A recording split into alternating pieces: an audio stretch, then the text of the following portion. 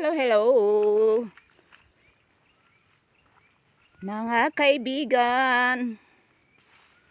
Ayan ang aking pamangkin. Sinamahan ko ng kalabaw.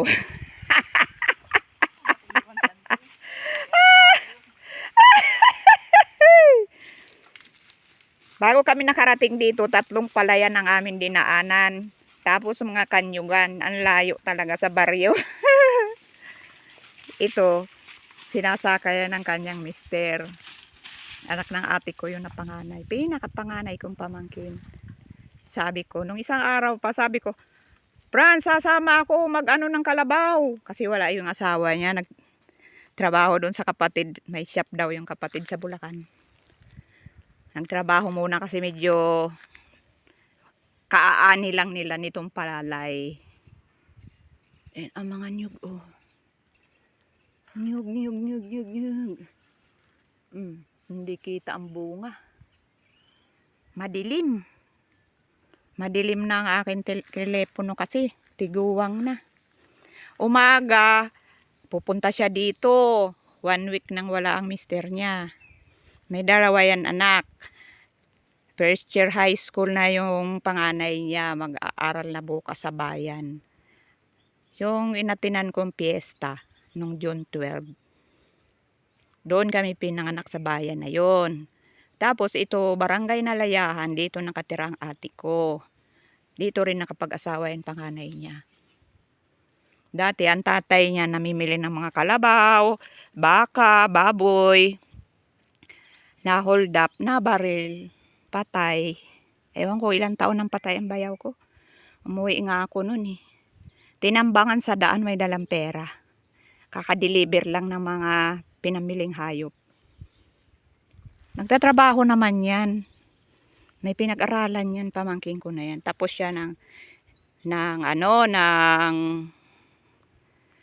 hotel and management. Tapos nag-aral pa uli para maging teacher.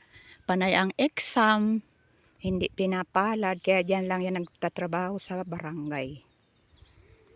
Ang nanay niya, lampas ng 20 years na sekretary, yung ate ko. Kaya sumama ako nung nagparada ng piyesta, mga naka-Pilipinyana sila. Dito sila nag-ani. Binigyan nga akong bigas. Alin?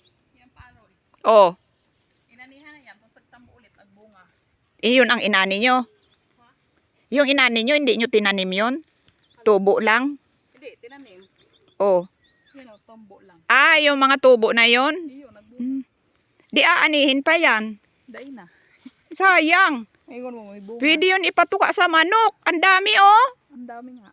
Ayun, hanggang doon pa oh. Oo. Mga tubo lang daw yun. Hanggang doon oh, ilang pang, anong tawag dyan? Sa bluki-bluki na yan. Anong tawag dyan? Basog. Basog.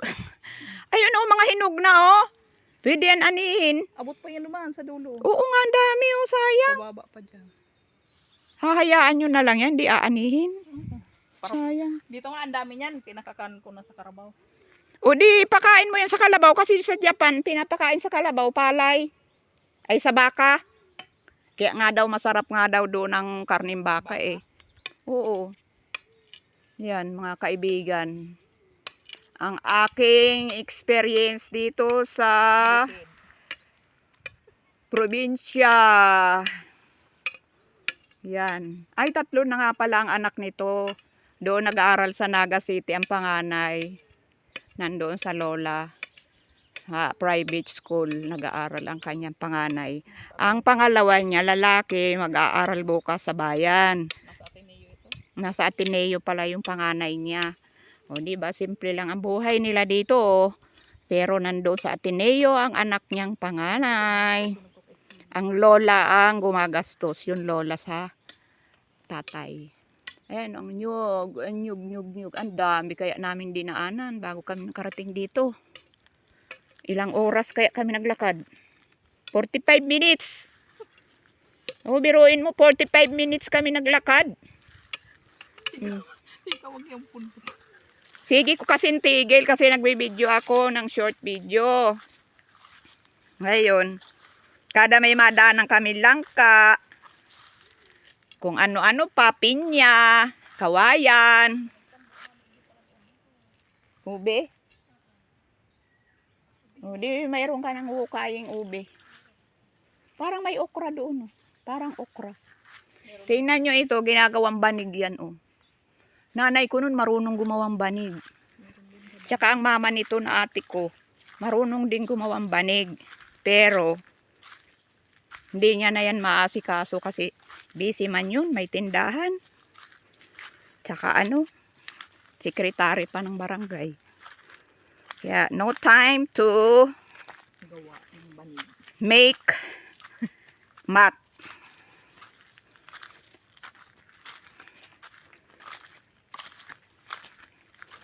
Sleeping mat.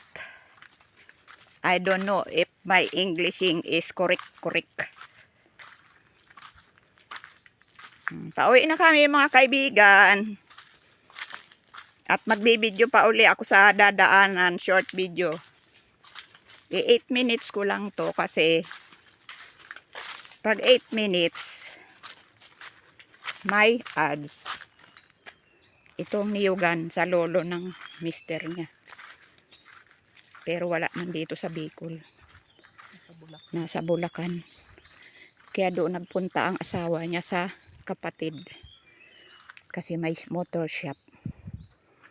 Doon mag-work. To wild orchids, oh. Tingnan nyo. Wild orchids. Ang ganda.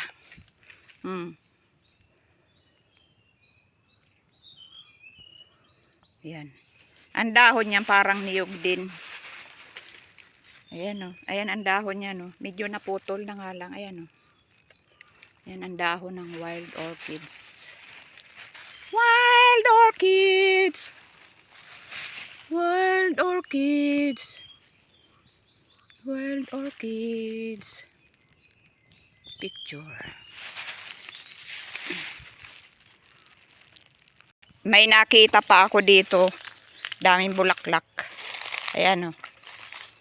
Nagbubunga rin siya. Ayan ang bunga, oh. Kaya pag nalaglag to, pag nalaglag yan, mabubuhay, oh. Oh. Ayan ang pinakadahon, oh. Yan mga kaibigan ang buhay probinsya.